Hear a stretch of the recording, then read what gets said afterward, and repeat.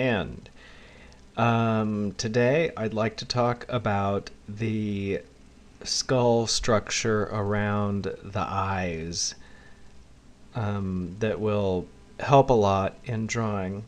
The reason it will is because even though what you're going to learn here, you won't be drawing necessarily all the time. You'll understand the underlying structure and it will help shape what you do draw. So let's start out. Now I encourage you to always make a huge mess when you're first starting out on the page. It's the best way to break the ice and make it easier to draw. So let's go ahead and do that. You can get your piece of paper or what have you and commence to making a big pile of spaghetti on it. Okay. My drawings looked better starting out when I was using pencil, and the whole digital drawing thing is I've been doing it for a while, but it does have, there is a difference between it and good old-fashioned pencil and paper. So let's look at the brow structure above the eyes and exactly what those are shaped like.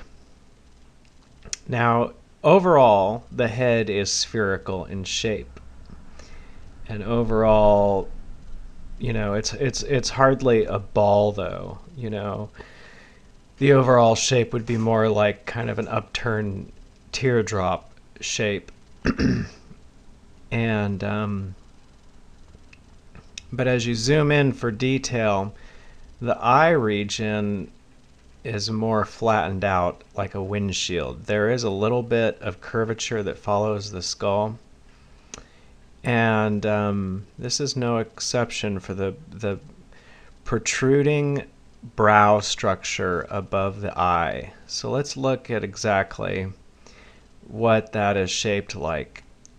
What you have here now, even though the eyebrow itself may grow above this bony structure, and also muscles shape the surface of the face above the brow, it's important to know about this bony structure underneath the face, because it changes the way you're going to draw the face as it turns in 3D space. And it's also a solid, so it's one of those areas of the face that you can kind of count on not changing. There are areas of the face that are basically like straps of muscle and fat and flesh that, you know, it would be like trying to count on the surface of the ocean not changing. They are never at a fixed place and always changing. The brow structure here, now as you can see here, what we're looking at is a shape that's sort of like the number 3 with a divot in it. So let me draw this vertical. So here's a 3 and it has a divot in it, you know, so it's kind of like curve here and curve here, and instead of a point you have a curve here that is going in the opposite direction of these two curves. That is the bony underlying shape of the brow. Franklin, is it really such a good idea to visit Solimation.com? Yes, I think it's a very good idea. I think that there's going to be a free illustrated film at Solimation.com. Franklin, I don't know why I took you under my wing. You're so rebellious. Is it really such a good idea? And also it hooks around.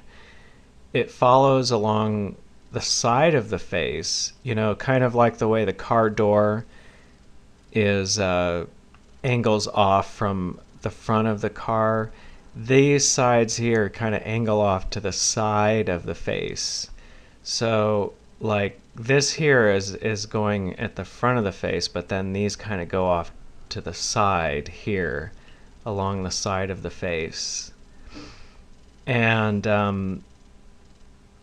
now here is where the nose, on the skull, basically the bone, there's just an opening where the cartilage will grow here for the nose, but on the skull the bone itself is just an opening here that follows along.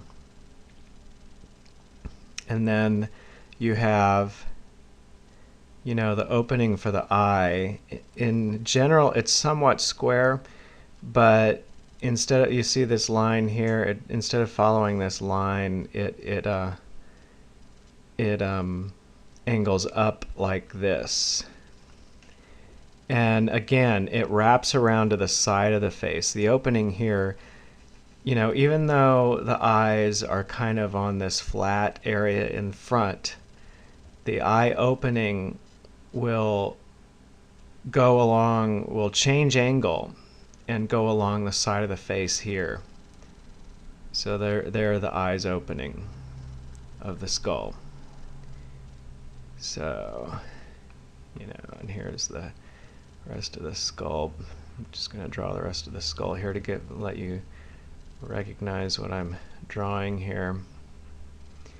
You can start to see from my mess here on the digital page the skull coming out. And but messes are wonderful. Messes are what we need to be better artists. The first thing we need to do is make a huge mess. And there is that. Okay. And the seasoned artist understands this rule very much.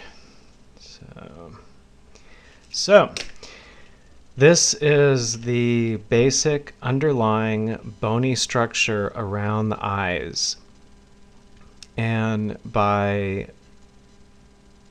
practicing to draw this yourself, you will, when this is what we don't see this. This is covered by skin and muscle and fat, but this underlying shape will help you to draw better eyes. So if you practice drawing this, the brow and the basic shape of these two holes in the front of the skull, you will draw better eyes, believe me. So if you take a little time to practice drawing this bony structure, it will improve your drawing of faces greatly. It's good to look at the patterns and forms that underlie the patterns and forms you want to draw. And if you want to draw faces, then understanding the underlying structure is a huge help.